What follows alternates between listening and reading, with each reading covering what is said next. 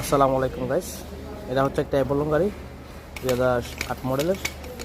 তো এটার ফিজ বক্স খুলবো আমি। ফিজ বক্স এটা এই যে দেখতে পাচ্ছেন আপনারা, এটা খোলার জন্য আমি ব্যাটারি খুলছি, কারণ ব্যাটারি খোলার জন্য এদিকে একটা বল্টু আছে ফিজ বক্সের, এটা খুলতে হবে। তারপর হচ্ছে এদিকে একটা বল্টু 10 নম্বর, এদিকে একটা বল্টু 10 নম্বর। ওকে, এগুলো খোলার পরে আমি তো আগে সকেটগুলো খুলে গেছি, একটা দুইটা, তারপরে এটা হচ্ছে মেন ওয়্যার, এগুলো খুলে আমি ডিসকানেক্ট করে দিচ্ছি এভাবে। তারপর আমি ব্যাক সাইডে গিয়ে দেখতে পাচ্ছেন আপনি, এই ব্যাক পাশে 1 2 3 4 5 পাঁচটা ছোটো ছোটো স্ক্রু আছে, এক্সট্রা স্ক্রু। এই 5টা স্ক্রু খোলার পরে আপনি এটা জিরোভাবে উপরে আসবে, দেখতে পাচ্ছেন।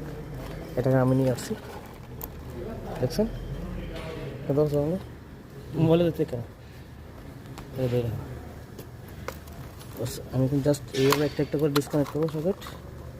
তো এখন হচ্ছে মেন খুলতেছে আমি, ফ্যান চলতেছে না, রেডিয়েটর ফ্যান না চলার কারণে এটা খুলতেছি, দেখছেন একদম ইজিভাবে ডিসকানেক্ট হয়ে গেছে না।